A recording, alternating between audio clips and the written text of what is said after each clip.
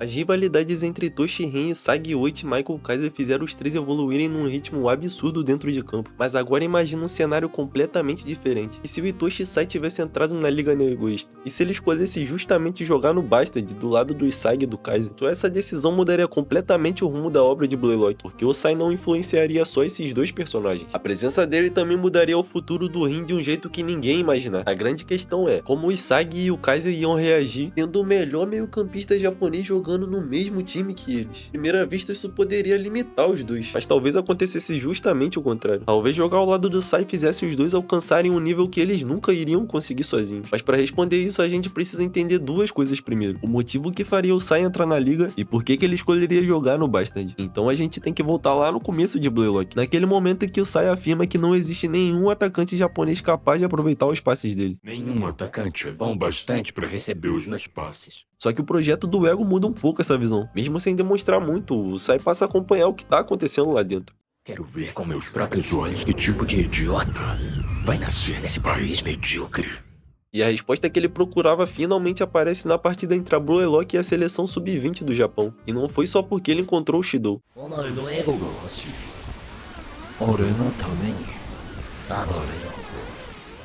O que mais mexeu com ele foi ele ter visto o Isagi decidindo a partida no lance mais importante. Naquele momento, o Isagi se mostrou exatamente o tipo de atacante que o Sai sempre procurou. E depois daquela partida, o Rin ainda precisou assistir o próprio irmão reconhecer justamente o seu maior rival como o atacante mais promissor do Japão. Isagi Yoichi, egoístaなのかもしれない。この国はまだ変わる。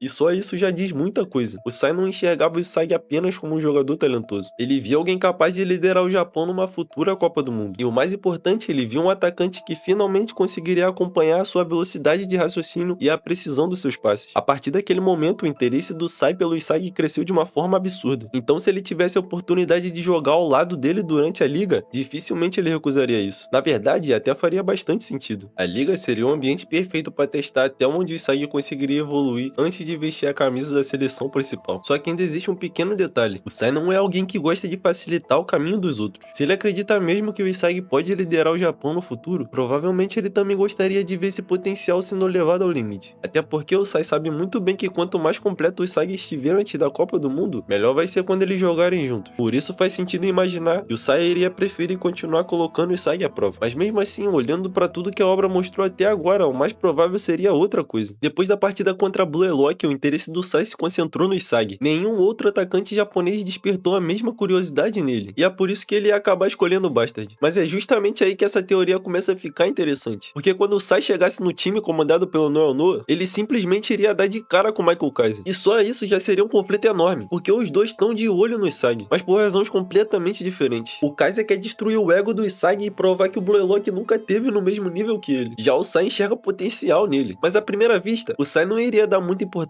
pro Kaiser. Pra ele, o Kaiser seria só mais um dos grandes jogadores do elenco. Só que essa impressão mudaria logo na primeira partida contra o Barça. E basta ele ver o impacto do Kaiser uma única vez que ele finalmente iria entender por que tanta gente falava dele. A potência desse chute é tão absurda que até o Sai iria reconhecer isso. E enquanto isso, o Isagi ainda viveria a mesma situação da história original. Ele começaria no banco e ainda teria que conquistar espaço dentro do time. E isso daria ao Kaiser um cenário perfeito para dominar a partida. Se ninguém para disputar o protagonismo, ele mostraria logo de cara o porquê que ele já era um atacante profissional. E querendo descobrir até onde o Kaiser realmente poderia chegar, o Sai iria começar a procurar ele durante o jogo, porque naquele momento ele seria a melhor opção em campo. Mas vale lembrar que antes mesmo de conhecer o Isagi, o grande sonho do Sai era vencer a Champions League. Ele já tinha perdido boa parte da esperança de ver o Japão brigar pelo topo do futebol mundial. Então faria todo sentido que ele também quisesse entender o nível de um atacante europeu como o Kaiser. E essa dupla funcionaria muito melhor do que qualquer defesa que tentasse acompanhar. Enquanto o Barça iria tentar resolver tudo na habilidade individual, o Sai e o Kaiser iriam responder com uma sincronia quase perfeita. Só que a partida mudaria completamente quando o Isagi entrasse em campo. A partir dali, o Sai perceberia um detalhe que o Kaiser não consegue oferecer. Ele até pode ser um finalizador excepcional, mas o Isagi consegue fazer o jogo inteiro evoluir. O Isagi consegue mudar a forma como o time dele ataca. Ele encontra vários espaços onde ninguém vê, antecipa todas as jogadas e aparece exatamente onde a bola vai chegar. E foi esse tipo de leitura que chamou a atenção do Sai. Os dois enxergam o jogo de um jeito muito parecido. Então não seria uma conexão baseada em velocidade ou força, força. Seria uma conexão construída pela inteligência deles dentro de campo. E quando o jogador consegue prever a jogada antes dos outros, basta um passe certo para transformar uma chance qualquer em gol. E é exatamente isso que iria acontecer, com o Sai encontrando os espaços certos e o Isagi atacando no momento perfeito. O Bastard mataria esse jogo com alguma facilidade. Porém, mais do que só o resultado, aquela partida deixaria claro uma coisa: sempre que o Isagi dividisse o campo com o Sai, o nível do ataque do time subiria imediatamente. Mesmo que o físico e a velocidade do Isagi ainda fossem os mesmos, agora ele iria receber a bola exatamente onde poderia fazer algo diferente. O chute direto dele ficaria muito mais perigoso. A metavision nem se fala. Cada leitura correta viraria uma oportunidade de gol. E para qualquer zaga isso criaria um problema enorme, porque os passes do Sai têm a precisão suficiente para colocar a bola praticamente no pé do atacante. E se o Isagi encontrasse 1 metro de espaço, já seria tarde demais. E na maioria das vezes, a única saída dos adversários seria fazer uma falta. E enquanto essa parceria continuava crescendo, a outra rivalidade ficaria cada vez maior. O Kaiser não iria aceitar perder o protagonismo dele. Na história original, ele já ficava louco com o crescimento do Isagi, mas agora a situação era ainda pior, porque o Isagi não estava evoluindo sozinho. Ele teria justamente o Sai criando todo tipo de oportunidade para ele marcar, e isso faria o ego do Kaiser explodir muito mais cedo. Mas o próximo desafio dele seria o Manshine City. No mangá, aquela equipe com o Nagi, o Ryo e o Tigiri ofereceu bastante perigo pro Bastard, mas com o Sai em campo é difícil imaginar eles conseguindo repetir esse feito. Até porque enquanto o Sai controlaria o jogo, o Isagi encontraria os espaços e o Kaiser transformaria praticamente qualquer chute que sobrasse para ele em gol. A verdade é que o Manshine nem ia conseguir reagir, seria uma vitória bem fácil na real. E no final da partida a rivalidade deles só aumentaria, até porque nenhum deles aceitaria ficar para trás. Só que essa vitória também criaria uma dúvida. Até ali o Bastard estava vencendo porque conseguia acelerar o jogo quando queria, mas e quando o adversário não desse esse espaço? E é por isso que o próximo jogo seria tão diferente. Como a gente já conhece, o Ubers não joga só pelo talento individual. O time deles foca muito mais na organização tática. Com o Snuffy comandando o time e o Barão liderando o ataque, cada jogada era pensada para explorar o menor erro possível do adversário. Na história original, o Bastard teve bastante dificuldade para criar os espaços por conta disso. E depois que o Barão empatou ainda no primeiro tempo, a zaga liderada pelo Lorenzo ficou ainda mais dominante. Porém, a gente não tá mais falando do mesmo Bastard. A defesa do Ubers iria encontrar um problema muito mais complicado. Marcar o Isagi e o Kaiser já foi muito difícil para eles. Agora imagina se eles precisassem acompanhar esses dois, enquanto o Sai distribuía os passes praticamente perfeito para eles. Mesmo o Ubers tendo toda a organização do mundo, esse trio acabaria encontrando uma brecha e não perdoariam. Essa seria a partida mais difícil até aquele momento, mas ainda assim eles iriam conseguir vencer. Mas o maior desafio deles seria o próximo jogo contra o PXG, o time de Toshihin, e acima de tudo o tão aguardado reencontro entre os dois irmãos. Depois de 3 vitórias seguidas só restariam eles. O time ainda teria Shido, Karazu, Charles e companhia, todos eles comandados pelo Julian Locke. Seria de longe o maior teste para esse Bastard em toda a NEL. Só que diferente das outras partidas, esse confronto ia muito além da disputa pelo primeiro lugar. Depois do que aconteceu contra a seleção sub-20, o Rin finalmente teria outra chance de enfrentar o Sai dentro de campo. E dessa vez ele entraria com o único objetivo de superar o próprio irmão. E isso mudaria completamente a forma como ele jogaria. Em vez de tentar provar que era o melhor atacante do Bullock, o foco dele passaria a ser justamente o jogador que sempre teve um passo à frente dele. E ao mesmo tempo, o Kaiser também não aceitar ficar em segundo plano, porque durante toda a liga, ele já vinha vendo o Isagi crescer graças à presença do Sai. Então no jogo mais importante da competição, é difícil imaginar que ele simplesmente deixaria o Isagi e o Rin roubarem todos os holofotes. No fim, essa partida reuniria os 4 melhores jogadores disputando o protagonismo ao mesmo tempo. Seria o Rin tentando superar o irmão, o Kaiser tentando recuperar o controle do Bastard, o Sai colocando à prova o atacante que ele mais acreditava, e o Isagi aproveitando toda essa disputa para evoluir ainda mais. Só que existiria uma diferença importante entre esses dois times. Enquanto o PXG apostaria na força individual dos seus principais jogadores, o Bastard teria como vantagem o entrosamento que o Sai e o Isagi construíram durante toda a liga, algo que nenhum outro time conseguiria desenvolver no mesmo nível, porque depois de 4 partidas jogando junto, os dois com certeza já entenderam exatamente como o outro pensa. E contra o adversário do nível do PXG, esse tipo de conexão poderia decidir a partida inteira, mas obviamente não seria uma vitória tranquila. Muito pelo contrário, na verdade seria o jogo mais disputado de toda a liga, mas no fim eu ainda acho que o Bastard sairia com a vitória e ainda fecharia a competição de uma forma invicta. Só que o impacto desses resultados iriam muito além do título, ainda mais com o Bastard já evoluindo tanto ao longo da liga. Fica difícil imaginar que o ranking terminaria do mesmo jeito que na história original, até porque com essa campanha, o Isagi provavelmente teria feito o suficiente para assumir sozinho o posto de número 1 do Bullock, e essa mudança acabaria afetando muito mais gente do que parece. No fim, o Kaiser terminaria a competição vendo o Isagi superar todas as expectativas de novo, e enquanto o Rin teria que lidar com algo ainda pior. Além de perder o topo pro seu maior rival, ele ainda veria o próprio irmão contribuir diretamente para que isso acontecesse. Bom, mas isso é só a minha teoria. Mas de qualquer forma, depois disso tudo, eu só acho que o Ego vai ter que antecipar aquele treino de meditação pro Rin.